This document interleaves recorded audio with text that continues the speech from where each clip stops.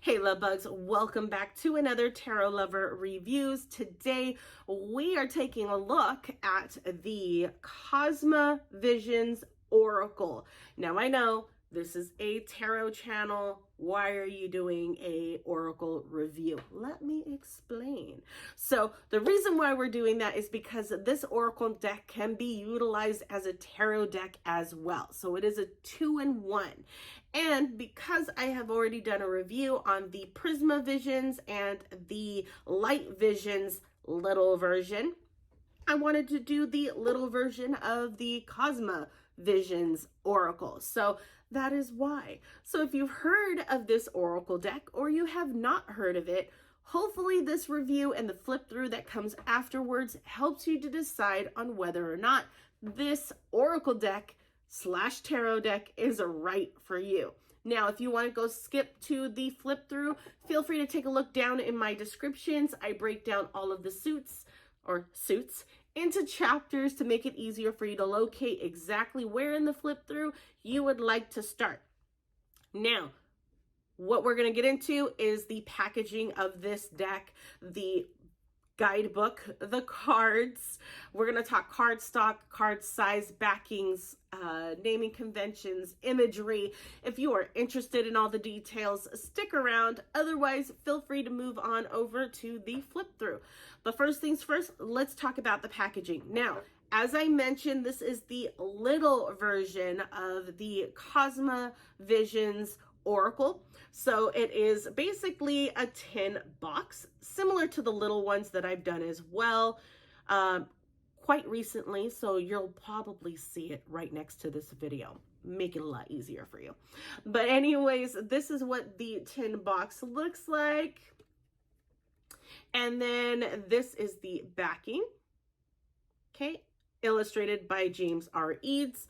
And then the interior. This is something that I didn't realize that I needed when it came to tarot decks in tin boxes. Now, I only have one other tarot deck that is in a tin box, and then I have the 3 Visions decks now.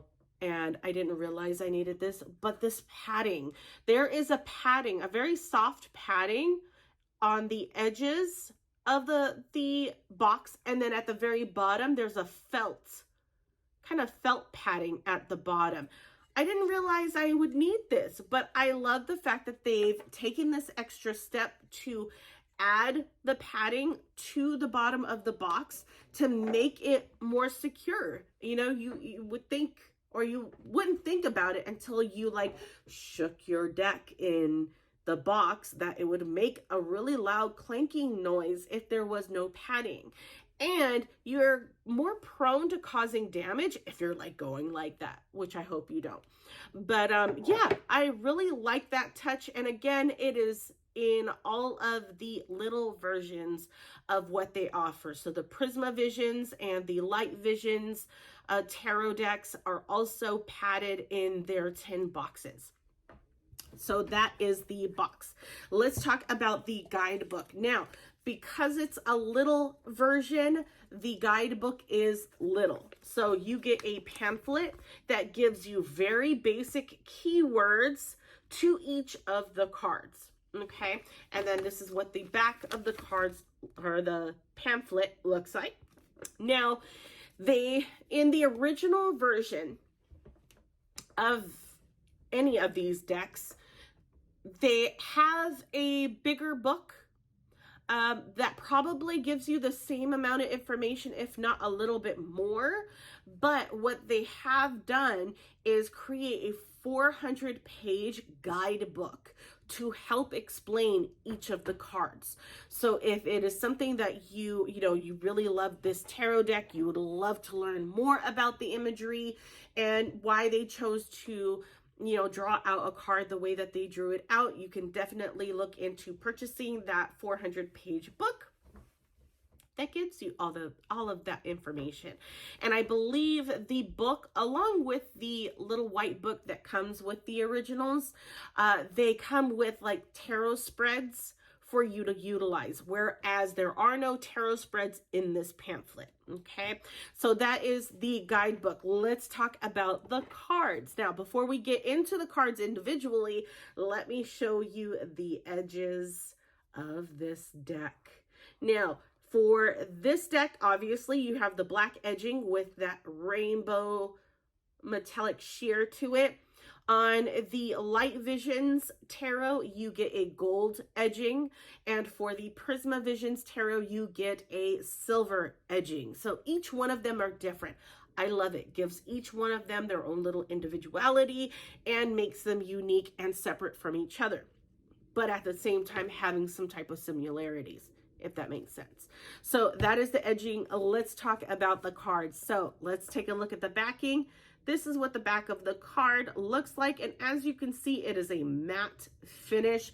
I love the matte finish. I will never be tired of matte finish. They feel great in my hands. They are great to shuffle with. I have no problems. Now, as far as the original size and whether or not they come matte or not, I cannot be 100% sure. I have a feeling that they have a gloss coat to it. It's just with these versions, they may just have done in matte, but it is something that you want to look into before purchasing, okay? Want to make sure I mention that. So that is the matte finish. And then as you can see, the size of the cards are tiny. So I have here a standard Rider-Waite tarot card to give you a comparison on the size. So you can see how much smaller the card is compared to the or a regular sized tarot card. So these are small, great for small hands, great for larger hands. There's more control over the tarot deck. But then again, I have a hard time, especially with the cardstock. And you know what? Let's talk about the cardstock first. Cardstock is thick. She thick. And I think that's mainly because of, to keep the integrity of the card because of how small the cards are. So I appreciate that the cards are thicker because I know that they will last the wear and tear, the test of time when utilizing this deck over and over again. So the cardstock, she be thick, which is fantastic. I am all for it. But can make it very hard to shuffle depending on how you shuffle. So if you do that poker style riffle shuffle method where you kind of do this and then you're just kind of like letting them weave into each other, you may find it a little bit difficult to do that because of how thick the cards are. You'd have to bend it quite a bit to be able to get a good shuffle, at least from my perspective. But you don't necessarily have to shuffle in that manner. You can do the under over shuffle as most readers will do. You know what I mean? You can put it on a table, swish it around and pull that way. Totally up to you. You can shuffle however way you feel comfortable. I like to change the way that I shuffle depending on the tarot deck that I use. So I don't have a preferred method. I like to utilize the riffle shuffle or the poker shuffle as an example when shuffling because I feel like that gives you a really good idea as far as cardstock and how good they feel when you shuffle the cards. Okay. So that is the size, cardstock, and the finish on these cards. Let's talk about the imagery and the naming convention on these cards. So, because this is an oracle deck, you can use it as an oracle deck, okay? You don't have to use it as a tarot deck. For me, being primarily a tarot reader, it's kind of hard to read it as an oracle because my mind just automatically goes to it with some of the cards that comes up. So for example, here's the Six of Embers. Six of Embers, fire, Six of Wands. So you can't help but automatically go to that particular tarot card when you see something like that. But I feel like at the same time, because the cards don't necessarily follow the Rider-Waite Smith imagery, it makes it different. It's kind of like you're reading tarot, but you're also reading it as an oracle, which really helps to kick in the intuition. So now that I've mentioned the Rider-Waite-Smith tarot deck, so I do a lot of my comparison when doing these reviews, especially for imagery and naming conventions, to the Rider-Waite-Smith tarot deck, because a lot of the guidebooks out there that you can purchase are based off of the Rider-Waite-Smith imagery and naming conventions. And then a lot of the tarot decks out there utilize key symbols or rely heavily on the imagery of the Rider-Waite-Smith tarot deck. So for those of you who are just getting into tarot and started off with the Rider-Waite-Smith deck, but you want to branch out into other tarot decks, this is why I want to make sure you are well aware of what you're getting, so that you are 100% sure this is something that you want to get into, and you're not going to regret because you can't connect with the imagery. Okay, so with that being said, obviously this oracle deck does not follow the Rider-Waite-Smith imagery or naming conventions. So with the naming conventions, let's start with that first. The naming conventions, and I totally forget all of the options, but it's for wands, it's embers. For cups, it's lotuses. For birds, that's for swords. And trees are pentacles. So you have ember, lotus, birds, and trees. They still stick to the elemental side of things, which is why it's really easy for me to resort to a tarot perspective, because the suits in the tarot, pentacles is earth, tree, cups are water, lotuses are on water, wands are sticks, they're fire, embers, what did I leave out? Swords is an air element, birds. So it works. It makes sense to me because I'm so used to the elemental side of each of the suits already. So that is the suits for the minor arcana. The major arcana does not go by the major arcana in the Rider-Waite-Smith. So these are all named differently. Now, his whole reason behind this oracle deck is because he was really interested and intrigued with past lives. So this oracle deck, most people, from what I understand, utilize this deck for past life readings. Me, I haven't quite gotten into that just yet, but I really enjoy it as a tarot deck, or a tarot oracle combo. So yeah, it definitely, with the major arcana, it gives you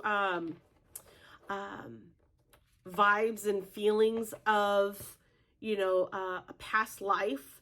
But you will also notice with the major arcana, they all have borders to them. They all have borders. Okay, whereas the minors do not.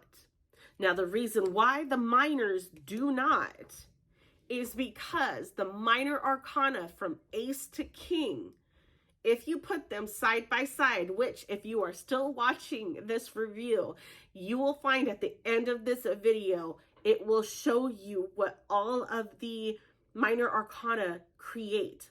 And that is a panoramic picture of a view, of a scenery, of a start to finish kind of situation.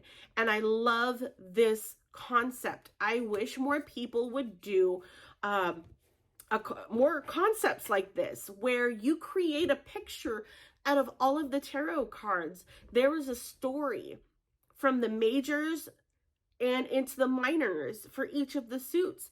They tell a story from the ace to the king, the progression that one makes within each of these elements. And to make it one long picture helps to understand how that card plays a part within that scene, within that emotion, within that passion, within that creativity. You know what I mean? So I love the fact that this illustrator did this. The illustration is their own. Like I said, does not follow your typical Rider-Waite-Smith imagery. And that is because it's part of a bigger picture. Pun intended. So I love this deck. I really like this Oracle deck. Out of all three that I just purchased, I love the Oracle deck the most. Maybe because it's an Oracle Tarot combo. But you definitely, the imagery all, they all flow well together. They all have the same type of art style. It's just the art, the theme is different for each one, right? Well, with the exception of the Prisma and the Light Visions Tarot. Those are basically the same cards, just different colors. Again, take a look at those reviews to get an understanding of what I'm talking about. But yeah, I love this tarot deck. If you are brave enough to venture outside of the Rider-Waite-Smith scenery vibe, I would highly recommend any of the Visions decks. So Prisma Visions, Light Visions, Cosma Visions. These tarot decks are fantastic. And again, they all make this panoramic picture with each of their minor arcana suits, and it is beautiful to look at. You automatically remember what the card was before or after that card that you pull, so that you can even pull that in to the reading, that lack of, or what you are going into versus what you're going away from kind of thing. I love that concept. It really helps in memorization in a way, right? So yeah, hopefully this review has helped you in some way. If it has, leave a like. Take a look at my channel, see if there are any other videos that you might be interested in taking a look at. If there is a tarot deck that you do not see that I have not reviewed yet, let me know down below. I will definitely look into that for you guys. But without further ado, here are the cards, the flip through, and I will talk to you guys later. Bye, guys.